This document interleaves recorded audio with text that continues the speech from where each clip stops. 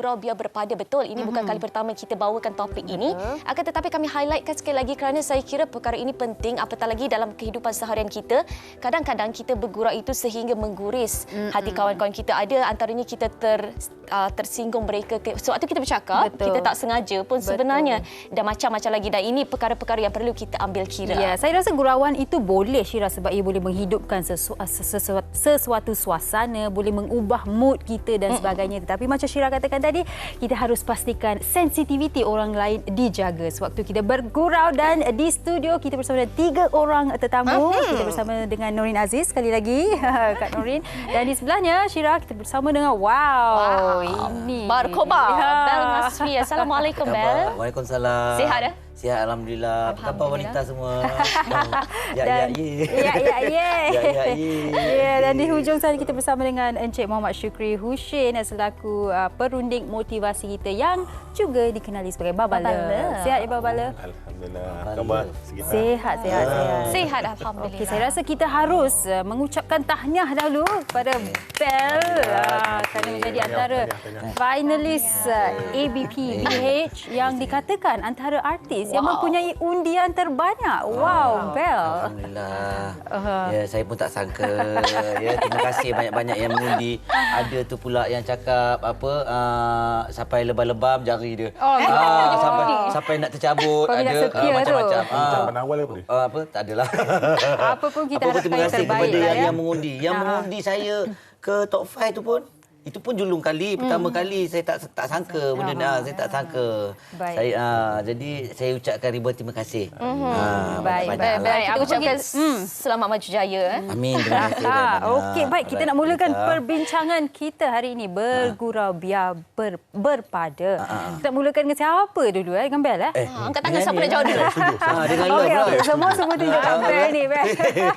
Okey, Bel. Senang buat kerja, Mak. Bila cakap mengenai gurauan ni, Apa dia? Apa dia? Apa ni, Bel? Okey. Gurauan, macam saya katakan tadi, perlu gurauan ni. Sebab kalau tak, semua serius je kan. Bosan juga kalau everyday, setiap hari kita bercakap dalam nada yang serius, topik yang serius. Perlu juga ada gurauan, suntikan gurauan. Tetapi harus juga dijaga perasaan orang lain. Betul. Baik. Kita nak tanya Bel. Kita ketepikan kerjaya Bel sebagai seorang pelakon ke, orang mengenali Bel sebagai seorang pelawak. Bel sebagai seorang individu, adakah Bel sentiasa suka membuat gurauan? Kalau di rumah ke, kalau bersama dengan rakan-rakan ke? Okey, baik. Bukan kata orang yang biasa. Kadang-kadang yang tak biasa. Macam doktor tadi. Tadi tiba-tiba saya kan dah bergurau sikit-sikit dengan Kak Norin. Jadi saya minta maaf lah kalau ada yang tersinggung ke, terlebih sebut love ke. Sentap lah. Tapi itu nak tanya. Okey, dengan katakan yang Bel katakan sekarang ini, dengan orang yang baru kenal pun Bel dah boleh bergurau. Macam mana Bel menjaga sensitiviti itu supaya dia tidak tersinggung? Okey, sebenarnya kalau macam contoh dalam kita bergurau atau melawak, macam saya kadang-kadang orang kata selalu melawak. Tapi alhamdulillah sehingga ke hari ini kadang-kadang komen-komen atau apa yang saya buat tu, ataupun kadang-kadang saya bersama-sama dengan orang-orang yang lebih dahsyat, lebih orang kata orang yang lebih besar. Ya, bukanlah besar, bukan lagi besar lah pada saya. Tengok dah bergurau tu.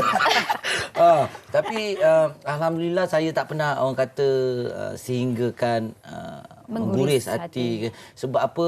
Mungkin sebab saya ni orang kenal daripada kecil, dan kadang-kadang macam contoh saya bersama dengan otai-otai, pelakon-pelakon lama. Saya daripada kecil dia orang dah kenal. Jadi kalau saya nak bergurau tu dia orang mungkin tak ada boleh terima, dia orang tak ada masalah. Tetapi mungkin untuk generasi yang baru muncul, lepas tu kau bergurau, dia boleh jadi bergurau tak kena tempat.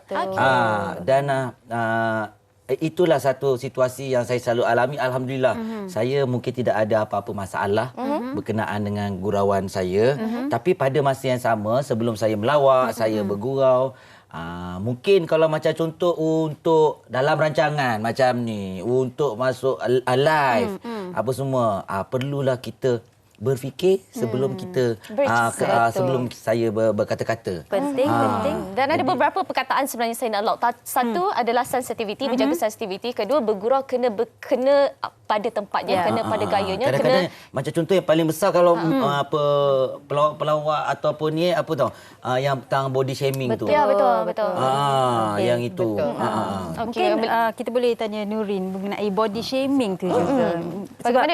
Bagaimana Kak Nurin sendiri melihat kali ini? Macam saya adalah seorang yang sangat sensitif.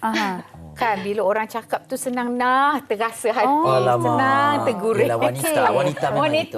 Berjiwa lembut katanya kan. Tapi ada juga wanita yang macam cakap lapar, tak kisah betul. kan.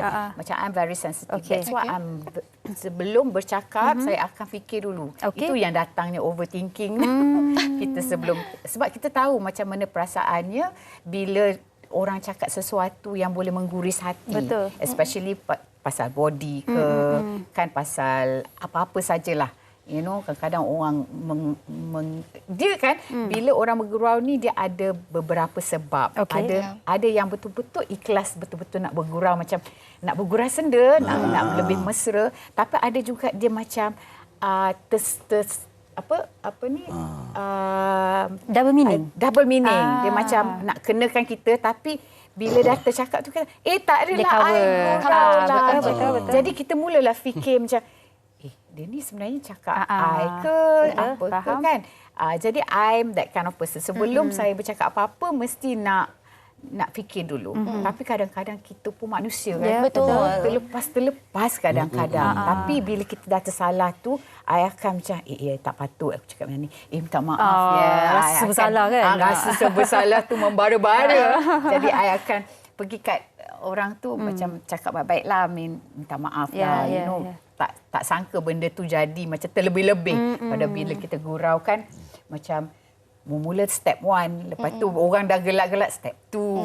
Betul. Tiba next shock pula. Kan? Jadi selalunya Kak Nur akan letak orang tu di tempat Kak Nurin. Kalau I macam mana I akan rasa. Baik, dan saya kira setiap apa yang kita lakukan pasti ada etika dan juga adabnya. Dalam bekerja kita ada etika dan adabnya, dalam bergurau kita ada etika dan adabnya. Dalam pemakaian ke pejabat juga kita ada etika dan juga adabnya. Bercerita mengenai bergurau ini, Baba Love mungkin boleh cerita ataupun huraikan sedikit apa agaknya adab dan juga etika dalam bergurau supaya kita tak melampaui batas. Subhanallah. Betul, setuju tu. Adab ni penting. Bila apa-apa saja adab tu penting. Lagi-lagi bergurau. Kan kadang-kadang kita tak perasan bergurau dengan orang yang lebih berusia saja kan, dengan kedudukan dia dan sebagainya. Ada beberapa etika dan adab yang kita kena patuh. Yang pertama, bila kita bergurau, bila sentuh bersembang orang, jangan sentuh berkaitan dengan aib. Aib maruah orang. Itu sangat-sangat kena jaga. Itu yang pertama. Yang kedua, jangan menipu. Menipu dalam gurauan. Ada. Macam mana tu? Contoh Saya macam mana menipu juga tapi tak tahulah benda ni. Kira macam Saya menipu juga. motif bergurau. Bergurau dia, betul. dia ada Contoh. Sekarang ni kan banyak skema-skema. Konon-konon nak bergurau. Kita kawan skema ni. Kita kawan skema. Jom makan. Jom jemput. Jom kita pergi makan. Sampai tempat. Tak ada, aku saja je. Kiranya dia kena scam lah. Dia ajaklah makan pasti. Tak kena tu. Ini dah lebih dah ni. Banyak masa je pergi. Babala. Yang ketiga, macam contoh yang Kak Nurin kata sebut tadi, jangan sentuh tentang ejekan body. Tentang fizikal, body shaming itu, tolong jaga. Sebab ini Nabi pun tegur. Ini Nabi pun tegur, hadis Imam Ahmad, hadis yang ke-39091. 3991. Hadis yang nombor apa? 3991. Alhamdulillah dah hafal dah tu. Dah hafal dah tu. Kejap lagi saya nak pergi ni lagi Google. So berkaitan dengan apa? Ada sahabat-sahabat dia bukan ejek. Dia hanya terketawa je. Contoh tengok bel macam tu. Ketawa je. Nabi tegur. Jangan gelakkan Abdullah ibnu Mas'ud. Sebab apa? Sebab betis dia kecil. Dan Nabi sebut mafhum hadis, betis dia tu lebih baik, lebih mulia daripada gunung Uhud. Tu dia. Okay? Baik, itu yang ketiga. Yang keempat apa Ben? Bukan saya Baba Love. Yang keempat ialah apa? Yang keempat, jangan sentuh berkaitan dengan agama, sensitif agama. Okey, baik. Yang itu tolong jangan. Sebab banyak kadang-kadang kita berlawak dan sebagainya, kita sentuh benda-benda yang macam ni. So ini antara etika yang kita kena jaga sebagai seorang yang kita, sebab nak melawak tu semua orang nak melawak. Sebab ini terapi. Kan? Kita terapi. Itu fitrah manusia nak melawak. Siapa saja pun melawak. Syirah pun melawak, Zita pun melawak. Saya pun melawak. Ya, Kalau gitu. tapi betul lah apa yang Baba Love katakan, 4 aspek tadi itu bukan sahaja dalam kehidupan seharian kita tetapi juga dalam profession kita juga. Sebab kadang-kadang kita tengok orang yang buat stand up comedy ni, dia orang tak ada batasan mereka menyinggung perasaan orang lain, tapi apa yang lebih menyakiti adalah apabila kita memberitahu mereka yang gurauan awak ni melampaui batas, mengguris hati ramai orang ataupun bukan sahaja ataupun seorang individu itu, mereka tidak menerima awak ni tak sporting lah, takkan member tak boleh gurau ataupun takkan saya tak boleh lakukan tugasan saya sebagai seorang katakanlah stand up comedian ataupun pelakon ataupun sesiapa sahaja kan. Dan ini membawa kepada saya nak bertanya kepada Bel. Bel Aku lagi ya.